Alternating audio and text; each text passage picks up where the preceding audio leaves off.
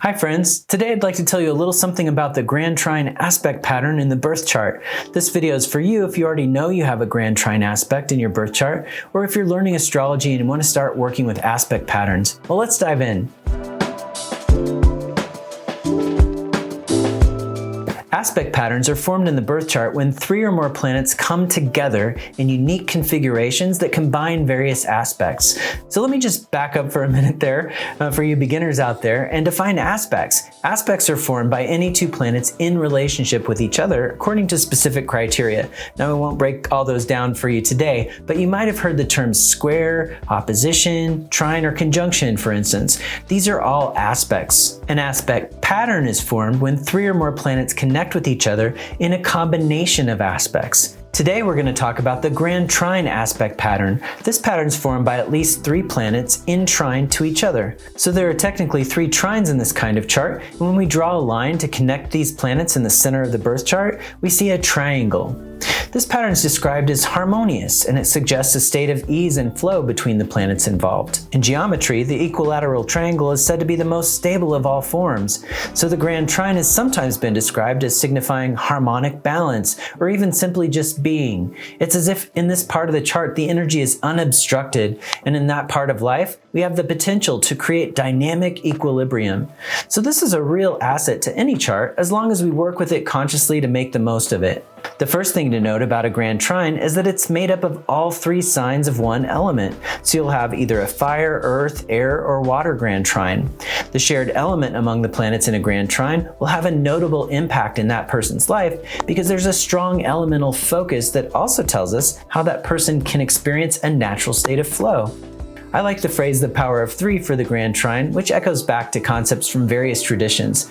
Think of the three planets in a Grand Trine as containing the potential to unite in a way that they each lend strength or resources to each other. I often describe a Grand Trine as a self-perpetuating generator.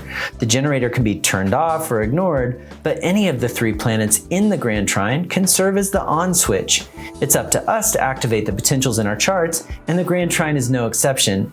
So get to know the three planets in your Grand Trine, and then when you're feeling stuck in some area of your life, dedicate a little energy to expressing any one of those three planets, and the generator will start to light up and get humming as those three planets begin to sing in harmony. In the context of life's challenges, a Grand Trine can offer a place of refuge where you don't feel you have to push quite as hard to get results.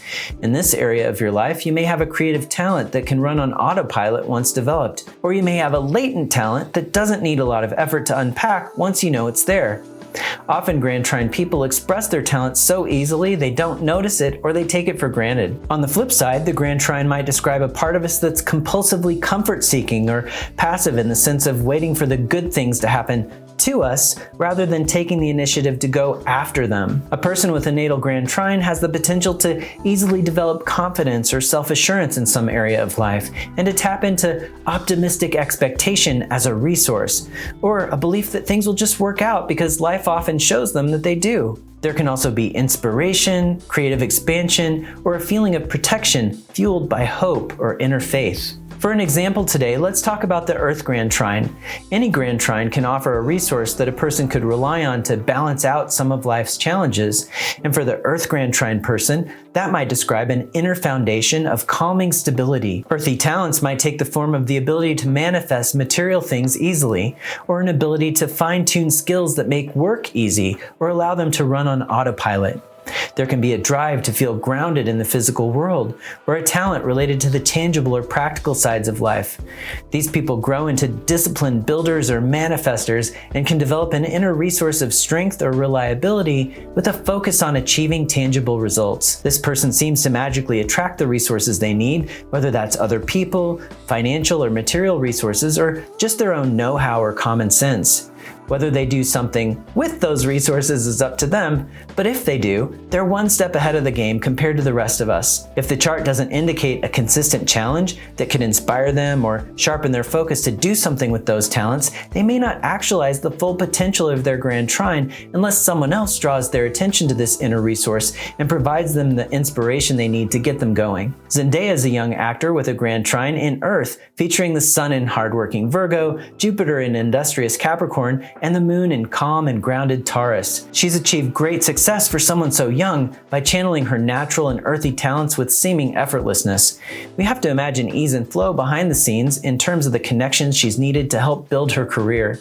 She's appeared in blockbuster films like The Greatest Showman and Spider-Man: Homecoming, and she's the youngest winner of the Primetime Emmy Award for Outstanding Lead Actor in a Drama Series. With Jupiter ruling her second house of money and personal resources as part of her Grand Trine, at 24, she's already had so much financial success that she owns 2 mansions in Southern California. So she's a great example of someone who's putting this inner resource in her chart to work.